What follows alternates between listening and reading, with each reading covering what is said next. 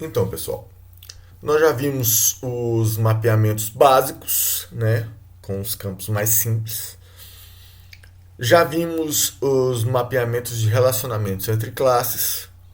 E agora nós vamos ver algumas opções avançadas de mapeamento no JPA. Essas opções avançadas de mapeamento cobrem alguns casos muito específicos e tipos de dados mais complexos. Então vamos começar aqui, por exemplo, com o mapeamento de objetos grandes, com os famosos LOBs, né? Large Object Binary, que é utilizado para indica que aquele tipo ele vai conter um arquivo, vai ter um campo de dados que vai conter um arquivo binário muito grande, ok? Então o LOB a gente utiliza geralmente para armazenar documentos de texto muito grande ou mesmo imagens, por exemplo. Nesse exemplo aí abaixo vocês podem ver que eu estou armazenando um currículo, ok? E estou armazenando, por exemplo, uma foto. Esse basic aí, ele serve basicamente para passar a informação de que esse atributo ele não é carregado imediatamente junto com a entidade. Ele só vai ser carregado na memória, exatamente porque ele é muito grande, né? Quando ele for lido pela primeira vez. Por isso que nós estamos utilizando o fetch lazy, ok? Então esse @lob, essa notation, ele é utilizado em casos muito específicos, quando eu preciso armazenar dentro da entidade algumas informações muito grandes, ok? O caching é muito interessante, porque o caching ele evita que eu, toda vez que eu precise abrir o objeto, eu tenho que ir no banco de dados e carregar aquele objeto de novo na memória. O caching ele é muito interessante porque da primeira vez que eu abro aquele objeto, eu mantenho ele na memória, ok? Então, nós temos basicamente dois níveis de cache. O primeiro nível de cache a gente já viu quando a gente estudou o Entity Manager. O Entity Manager ele é o cache de primeiro nível. Toda vez que você abre um objeto com o Entity Manager, ele tem um padrão de projeto chamado mapa de chaves. Ou seja, ele é um dicionário, né, que toda chave primária que ele abre, ele mantém aquele objeto na memória. Então, da próxima vez que você mandar abrir aquela mesma chave para aquela mesma entidade, ele não vai de novo no banco de dados, ele já mantém aquele objeto na memória. Então, só que o Entity Manager ele é um cache de primeiro nível, ou seja, aquelas entidades elas só ficam compartilhadas no mesmo processo. O cache de segundo nível ele é compartilhado para vários processos, ok? Então, se eu tenho um outro, se eu estou utilizando, por exemplo, um servidor web, não é só aquele usuário que tem aquele objeto na memória. Então, aquele objeto está compartilhado com vários usuários ao mesmo tempo, com vários processos independentes ao mesmo tempo. Então, as entidades que eu quiser habilitar o cache de segundo nível, como eu disse, isso é muito importante para quando a gente estiver desenvolvendo aplicações para o web. Eu tenho que marcar ele com cacheable, ok? E aí o JPA sabe que esses objetos eles vão ser compartilhados em mais de um processo, ok? Então, o cacheable ele é indicado para processos, para objetos, né, para entidades que são muito mais lidas do que escritas. Por exemplo, a entidade pessoa, a entidade produto, ok? Que elas são muito mais lidas, muito mais mostradas do que escritas. Bom, outra coisa interessante, outro mapeamento importantíssimo no JPA é para quando eu tenho entidades e essa entidade ela tem muitas informações e eu por questões de performance, decido armazenar ela em mais de uma tabela. Ok? Então eu tenho os campos que são muito usados, eu ponho na tabela primária. E os campos que são menos usados, eu ponho em tabelas secundárias. Ok? Então, por exemplo, o table, o arroba table é uma annotation que a gente já viu antes. Ele define qual que é o nome da tabela primária utilizada para aquela entidade. Mas eu posso ter uma secondary table.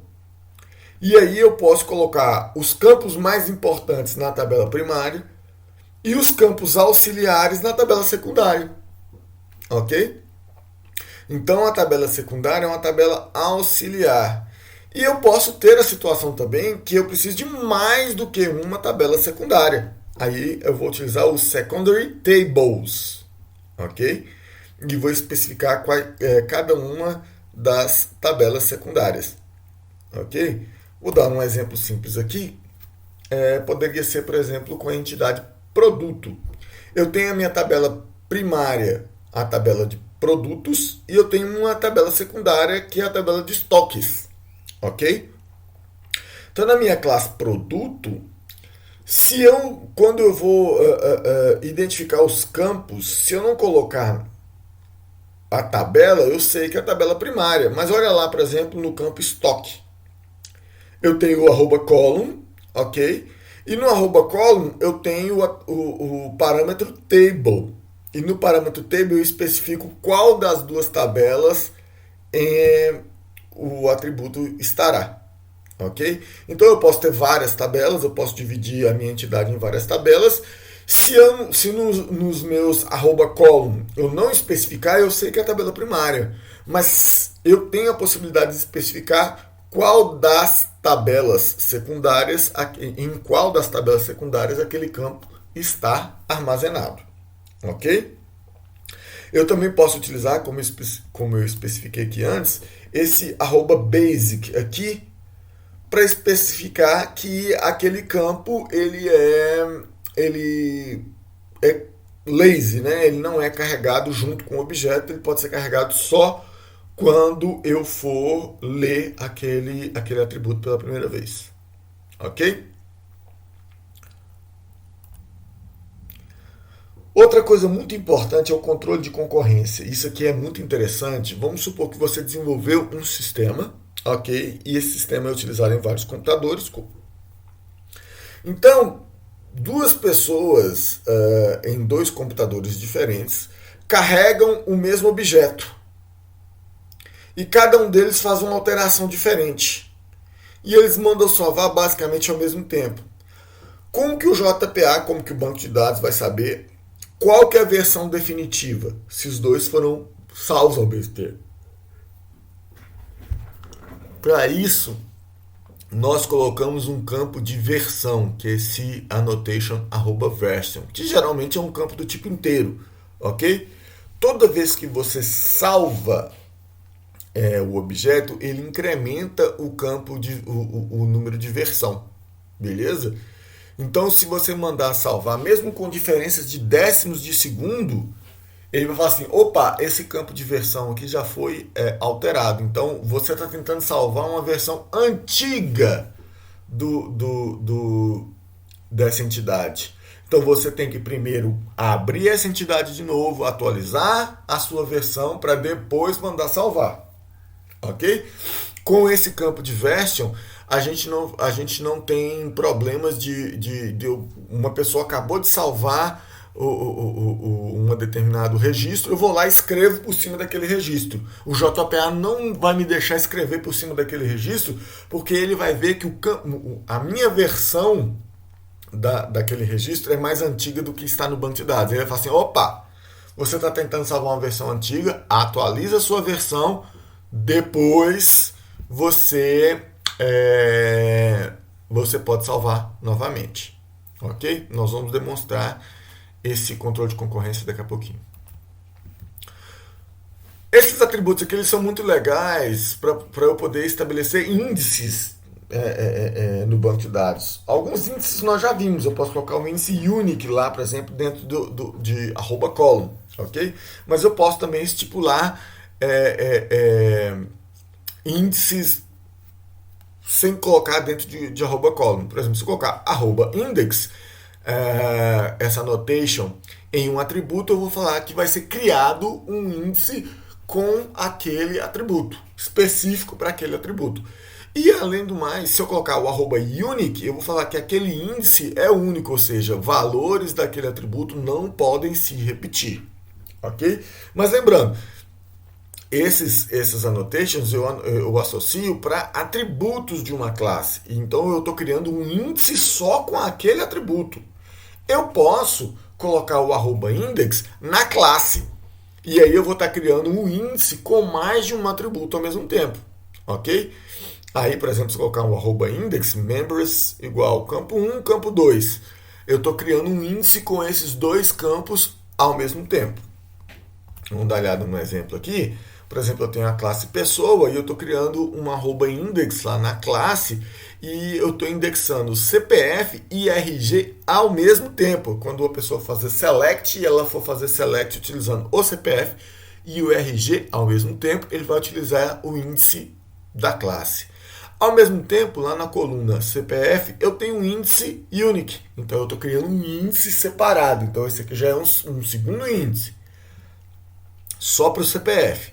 E embaixo, lá em RG, eu tenho um outro índice, que é um terceiro índice dessa tabela de pessoas, que é só para o RG. É engraçado porque o RG, muitas pessoas não sabem, o RG ele é um número estadual. E o CPF é um número federal. Então o CPF ele não repete. E eu posso criar um índice único do CPF. Mas o RG repete. Então eu posso criar um índice no RG, mas não um índice único. Ok? O ideal aí também seria colocar o RG, o estado e qual foi a entidade que emitiu o documento, né? Por fim, eu sou uma pessoa que adoro utilizar enumerações para campos cujos valores são constantes, né? Aceitam constantes. Então, nós, em outras oportunidades, nós já estudamos enumerações e ficou aqui um vácuo para saber como que a gente utiliza enumerações dentro do JPA. Então, quando eu quero mapear um campo e esse campo é uma enumeração, eu tenho que fazer um @enumerated. E o enumType, que é o parâmetro dessa annotation, ele vai me dizer se essa minha enumeração, como é que eu vou salvar ela no banco de dados? Eu vou salvar ela como string, com o valor da enumeração, ou como um número, né, pela ordem lá. Aqui vocês podem ver que eu tenho duas enumerações. A primeira enumeração é o gênero, onde eu tenho os valores masculino, feminino, transgênero e não se aplica, né, para o caso das pessoas físicas. E eu tenho a enumeração pessoa tipo, que eu tenho dois valores, que é o física e jurídica. Embaixo eu tenho a minha entidade pessoa, e aí eu tenho o mapeamento do enumeração gênero, ok? Aí eu utilizo o @enumerated com o enumType ordinal. Significa que eu não vou armazenar o masculino, feminino, transgênero não se aplica. Significa que eu vou armazenar 1, 2, 3, 4. Pela ordem do valor ali dentro de gênero, ok? Embaixo, em pessoa tipo, eu já estou fazendo diferente. Eu já estou armazenando a string, né? Enumerated, enumType string. Aí eu vou armazenar um varchar lá e vai ter escrito física, jurídica, propriamente dito, ok? Aí eu também posso utilizar o @column, eu poderia colocar todos os campos aqui, o nome do campo, etc. Mas nesse caso eu coloquei só o nullable false, dizendo que eu sempre tenho que preencher o tipo da pessoa aí na entidade pessoa, ok? Bom, essa daqui é uma das coisas mais importantes que a gente vai ver aqui, que é mapeando classes com herança. Então é muito comum, aliás, é para isso que serve a orientação a objetos, né? Uma das features mais importantes da orientação a objetos é a herança. E como que eu vou mapear, por exemplo, classes que têm herança no JPA? Bom, aí eu utilizo o inheritance, né? E eu tenho que marcar aí qualquer estratégia de herança, né? Que é o inheritance type. Então, eu tenho basicamente três formas de se fazer isso. O joined, que é a minha minha estratégia predileta. Eu tenho uma tabela para a classe mãe e uma para cada classe filha. Eu tenho single table, que eu acho meio feio esse negócio. Eu tenho uma tabela única com todos os campos da classe mãe e de todas as classes filhas. Só que aí ele vai identificar qual que é das classes filhas e vai carregar só aqueles campos e ignorar os outros campos. E eu tenho uma tabela por classe, ou seja, cada tabela de cada classe filha contém todos os campos da filha e da classe mãe. Então vamos dar uma olhada aqui. Então esse aqui é um Inheritance Type Joined. Então eu tenho uma tabela para a classe mãe, que é a classe pessoas, e ela vai ter todos os campos comuns, né, a tabela da classe mãe. E eu tenho uma tabela separada para cada classe filha, e aí cada tabela de cada classe filha vai ter só os campos daquela classe filha. Ok? É bem mais organizadinho. O single table, dá uma olhada, ela é uma tabela única contendo todos os campos, tanto da classe mãe quanto da classe filha. Ok? O que acontece aqui? Ela fica uma tabela gigante, dependendo de quantas classes filhas você tem. Nós temos aqui também uma tabela por classe. Aí eu vou ter uma tabela para cada classe filha. Eu não tenho a tabela da classe mãe. Só que cada tabela vai ter todos os campos, tanto das classes mães, tanto da classe mãe quanto das classes filhas. Ok? Isso é um pouquinho melhor do que aquele tabela única. Beleza? Como é que eu mapeio isso? Além daquele inheritance, isso aqui ó, vai na classe mãe. Inheritance e a estratégia. Além disso aqui, eu vou colocar nas classes filhas o discriminator column. O discriminator column, ele é para dizer qual dos campos da tabela que eu vou utilizar para separar cada uma das classes filhas. E nas classes filhas eu vou colocar o discriminator value. Eu vou falar assim, ó, o valor que é utilizado para separar uma das outras essa classe filha é esse daqui. Então isso é mais fácil de explicar com um exemplo. Olha só, eu tenho aqui a minha classe mãe pessoa. Então eu coloquei o meu @table pessoas e o meu inheritance com a estratégia inheritance type joined, ou seja, eu vou ter uma tabela para a classe mãe e uma tabela para cada classe filha. Eu também estou falando que, olha, a minha coluna de discriminação, é o discriminator column, é o tipo, lá embaixo, tá vendo? Que, inclusive, é uma enumeração. Então, de acordo com o valor dessa enumeração tipo, eu vou saber qual classe filha eu vou utilizar e qual tabela filha eu vou utilizar. Então, de cada tabela filha, olha aqui as duas tabelas filhas. Eu tenho a tabela filha clientes, discriminator value C, ou seja, lá dentro da enumeração pessoa tipo, eu vou ter que ter um valor C. Se não, eu vou ter que colocar cliente, vou ter que colocar o nome que vai ficar gravado lá na tabela mesmo, o valor que vai ficar gravado na tabela. E aí vocês podem ver que a tabela de clientes, a classe cliente, que herda da classe pessoa, tem seus campos específicos. Mesma coisa para a entidade fornecedor. Aí o meu discriminator value F ou fornecedor, ou pessoa física, no caso, perdão. Aí eu tenho aí campos específicos para esta classe. Ok? Com isso nós finalizamos os mapeamentos, né? Todos os tipos de mapeamentos permitidos dentro do JPA.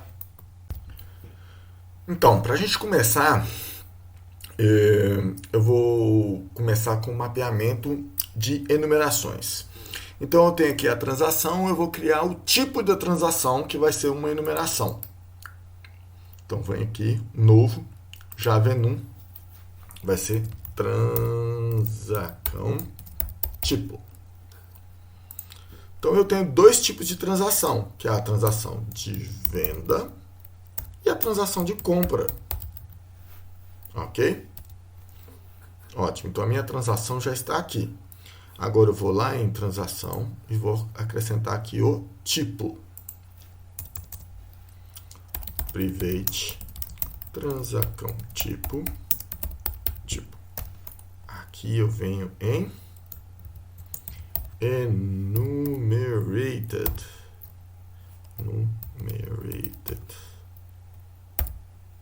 Pronto.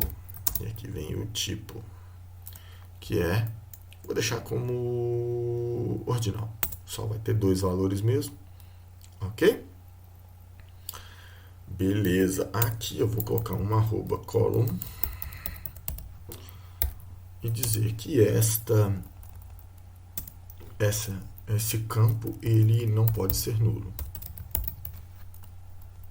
Ok? Por padrão, eu vou colocar, quando ele for criado, que o tipo ele vai ser de venda.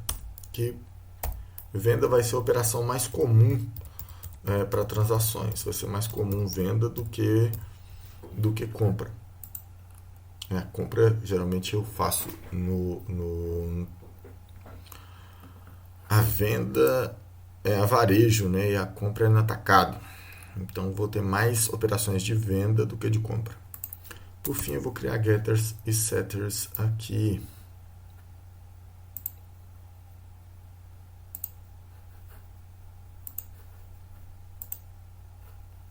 Ok? Vou salvar.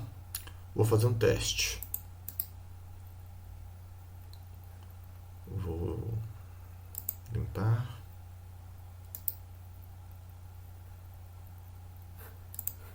Ups, está construindo ainda.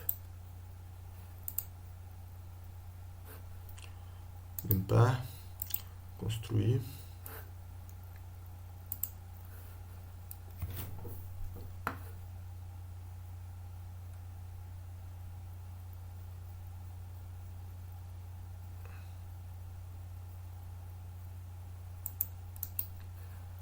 Limpar.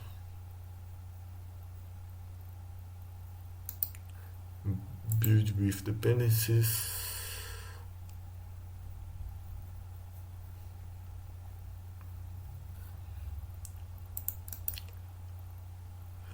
Clean.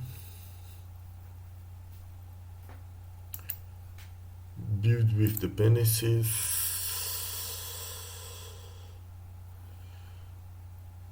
Vou executar aqui para ver se ele vai criar a transação já com o campo tipo.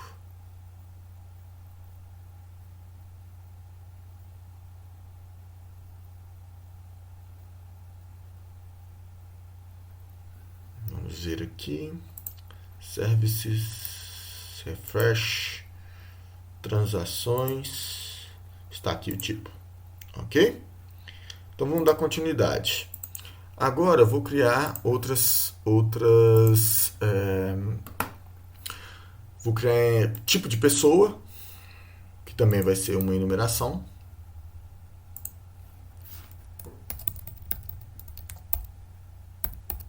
Tipo. Então eu vou ter o tipo da pessoa, pessoa física, pessoa jurídica. Ok? Também vou colocar esse mapeamento lá dentro de pessoa. Então aqui pessoa, além do nome, eu vou ter o tipo. Private pessoa tipo arroba enumerated. Aqui eu vou colocar como ordinal também. Ok? Seguindo a mesma lógica, eu vou ter mais pessoas do tipo pessoa física do que pessoa jurídica. Ok? Mais clientes do que fornecedores, olhando por uma outra perspectiva.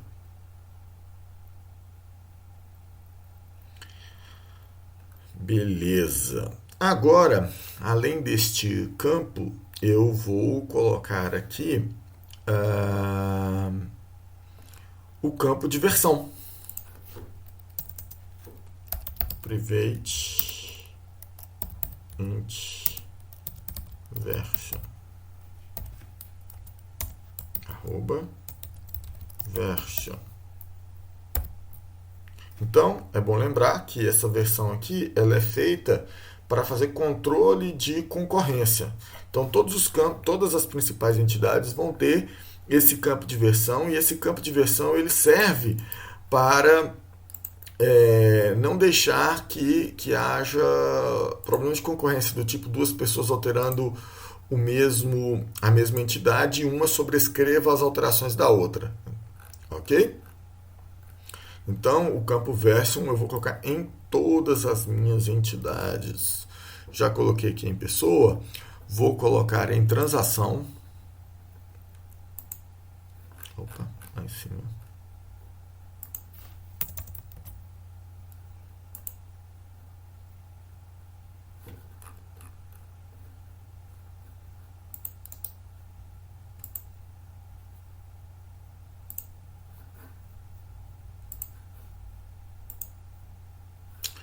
Vou colocar ela também em produto, é muito importante.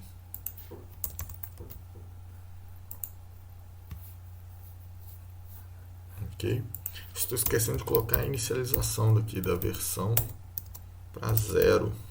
É sempre para começar com uma versão 0. Aliás, com a versão 1, perdão. Versão 1.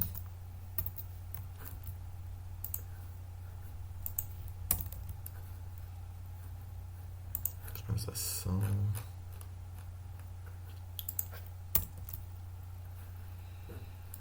Versão 1. Coloquei em todo mundo aqui. Beleza?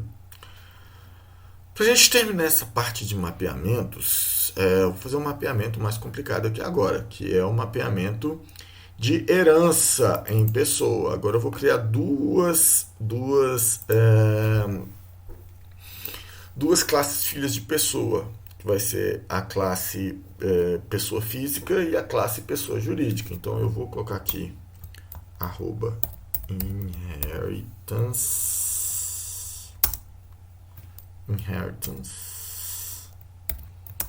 E a minha estratégia vai ser adjoined, ou seja, vai ter uma tabela para pessoas e uma tabela para cada classe filha, ok? Aqui eu preciso colocar o discriminator column. O discriminator column vai ser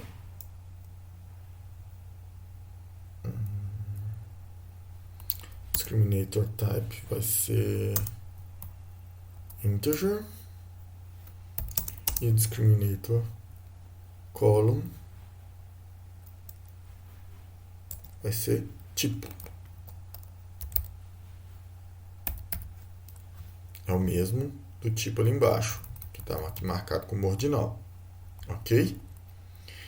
Então já tem o discriminator column, já tem o inheritance. Falta criar as outras tabelas. Então eu vou criar aqui uma nova entidade, entity class, que vai ser pessoa física. Então a minha classe pessoa física implementa serializable extends pessoa. Ok? Então aqui eu tenho table, o nome da minha tabela vai ser pessoas físicas, ok? E aqui eu tenho o discriminator value 1. Opa. Discriminator value igual a 1. Ok?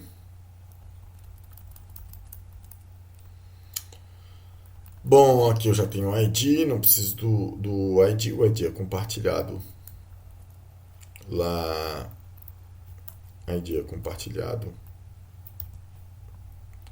lá pela classe mãe. que eu preciso fazer aqui agora é... Só um minutinho. Vou apagar isso aqui tudo. Eu vou colocar private string CPF,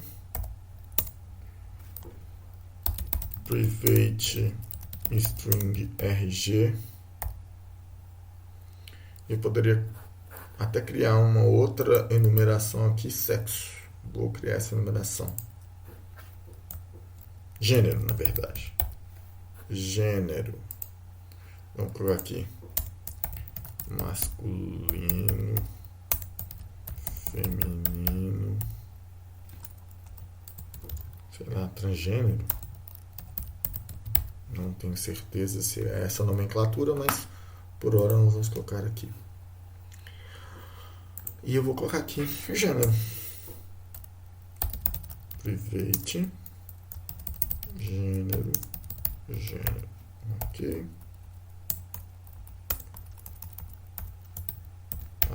Column. Aqui eu vou colocar a length igual a, acho que 11, né? E vou colocar nullable false. Vou criar um índice aqui. Um índice só para... Aliás, vou colocar um índice do tipo unique aqui.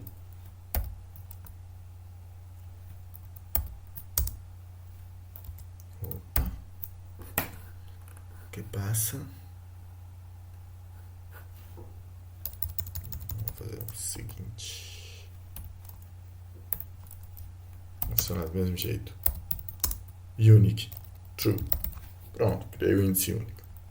O gênero aqui tem que ter o enumerated.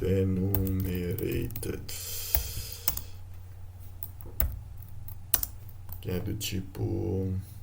Vou colocar string agora. Eu vou criar aqui um construtor vazio. Generate. Ok.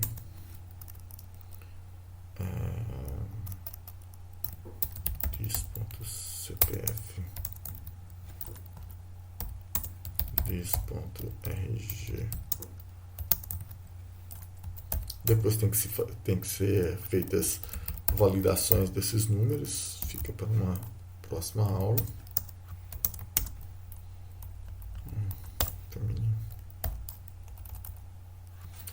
Vou colocar aqui getters e setters. Desculpa, chama aqui o super. Para chamar o construtor da classe mãe. Insert code getters e setters, todos. Generate.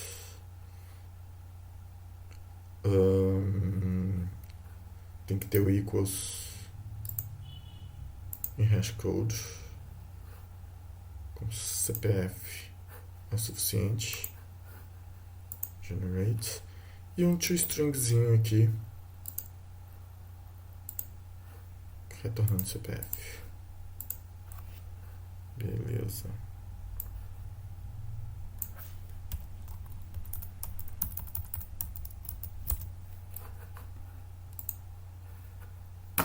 Ok.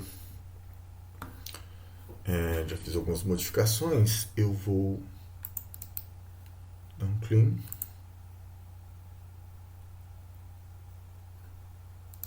Rebuild. Build with dependencies.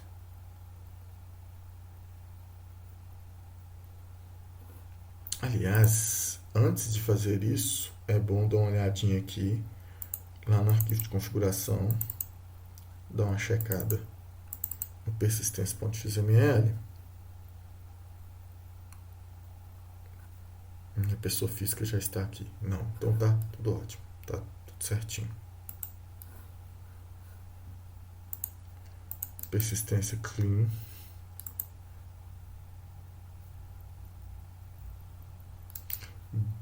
build with dependencies. Ok. Clean. Build with dependencies. Eu vou... Meu banco de dados que já está criado. Já. Eu vou apagar ele aqui. Só para garantir que a reconstrução completa do banco. Vou apagar um bocado de janelinhas aqui. Vem aqui no meu console. E vou mandar executar.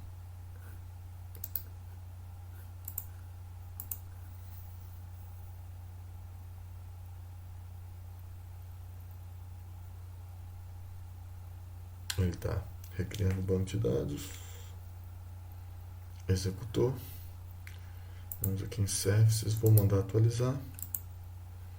Então, está aqui a tabela pessoas, a tabela pessoas físicas, com ID, que vem da classe acima, CPF, gênero, RG. Merda aqui, já tem aqui minha variável tipo. Vamos dar uma olhada nas outras tabelas aqui, produtos. Já tem o campo de versão também, version. Aqui. Version, tudo aqui. Ok? Transações.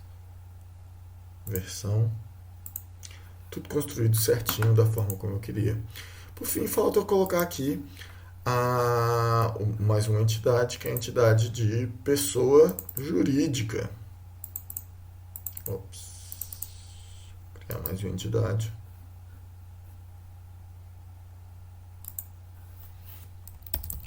Pessoa jurídica.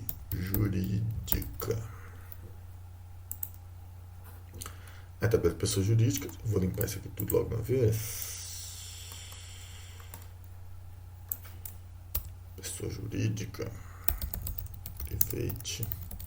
String CNPJ. Private. String. Inscrição estadual. Eu posso colocar até uma outra pessoa aqui como sendo representante. Vou fazer uma brincadeirazinha aqui, ó. Private pessoa não, pessoa física, olha lá, pessoa física representante. Aqui vai many, 2, 1. Ok. Many, 2, 1, eu vou colocar Cascade all. Não obstante, eu vou colocar fetch lazy. Acho que é o suficiente. A minha inscrição estadual, CNPJ. Eu não me lembro dos tamanhos, vou ser muito sincero. Aqui tem que ter o extends pessoa. E aqui o discriminator value. Discriminator value com value igual a 2. Ok.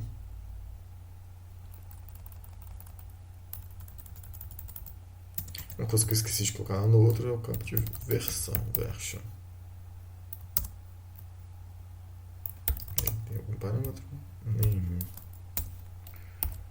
Private int versão.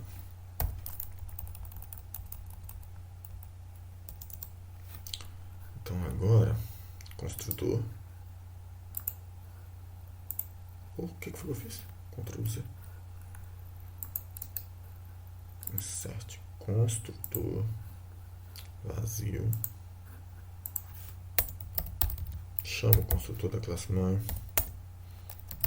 This.cnpj igual a... tá, uma coisa que eu esqueci de colocar aqui em cima. O CNPJ, ele é um campo obrigatório.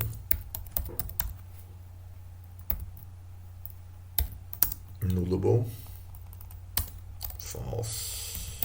Se eu não colocar, ele vai deixar qualquer campo que eu não colocar um null ou false, ele vai permitir que aquele campo seja nulo. Eu não posso permitir. Inscrição estadual vazio. Representante nulo por hora. E a versão igual. O que mais que eu ia colocar aqui, galera? Colocar os getters e os setters de todo mundo. Colocar equals e hashcode, que utiliza só o CNPJ. Tá ótimo. E o toString, que também vai utilizar só o CNPJ.